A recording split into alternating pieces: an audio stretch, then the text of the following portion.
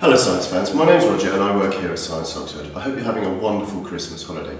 Now, if it gets to the point where you're a bit bored and you've run out of things to play with, we thought we'd provide you with a few activities you could do during this time. One of the things I love about Christmas are all the wonderful things that we get to eat. But while I'm inside stuffing my face, I realised that some of the animals outside are struggling to find enough food to keep themselves healthy. So I thought we could come up with an activity that would help birds and other animals in your garden during these lean winter months. What you're going to need for this activity are some pine cones. These are the female part of the tree. These drop to the ground from a pine tree during the autumn and they're closed. And as they dry out, they release their seeds, or as we call them, pine nuts, into the ground so they can grow into new trees. And you should be able to find lots of these if you go out for a winter walk at this time of year. You're also going to need some lard, which is an excellent source of fat, and also a selection of nuts, seeds. This is a collection I bought from a garden centre, and also other things that you might have in your kitchen, such as dried fruit, or even things like grated cheese. Birds love all of those things. Now what we're going to do is we're going to get a little bit messy. So I'm going to open up my lard. I'm going to take a nice big slice of it. I'm going to put that into my bowl. Save the rest for later.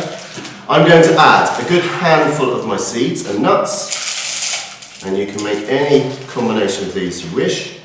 There we go. And we'll add some dried fruit too.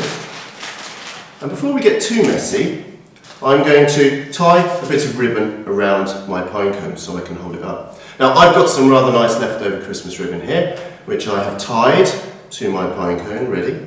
And as you can see, the pine cone has lots of nooks and crannies which we can stuff with all this food. So, I'm going to get a little bit messy. You can use a spoon, but to be honest, I prefer getting my fingers dirty, and this isn't working terribly well, so I'm going to do just that. I'm going to get my fingers in there, and I'm going to squeeze all of those nuts, dried fruit, seeds, and other goodies together. And you can see the lard is very, very sticky. Let's put a few more seeds and nuts in there so we get a bumper feed for the birds. And you can see the lard sticks everything together. Now if you don't like getting your hands dirty, you could put some gloves on, or you could use a spoon. And if you warm up the lard a little bit beforehand, it'll make it easier to spread. So I'm going to take a handful of my collection and I'm going to smear it deep into the crannies and nooks of my pine cone, and you can do lots of these all at the same time, and you can have them ready throughout the winter months. Can you see how that is filling up all of those nooks and crannies?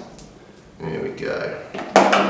Now, it's a little bit sticky while it's warm, like it is now. Let's get that string out of the way. But the best thing to do, once you've finished, and I'm nearly done here, there we go, lovely. You can round it off. Once you've done it like that, you can then place it on a plate. There we go. Let me just wipe my hands a bit.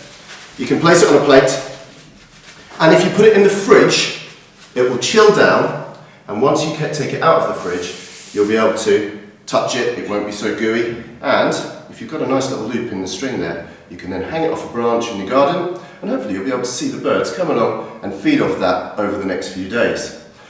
The pine cone is perfect for this because it has all those holes which used to contain the seeds, the pine seeds, and now they're full of lard and other nuts and seeds and berries that the birds can eat. And it gives them something nice to grip hold of with their feet.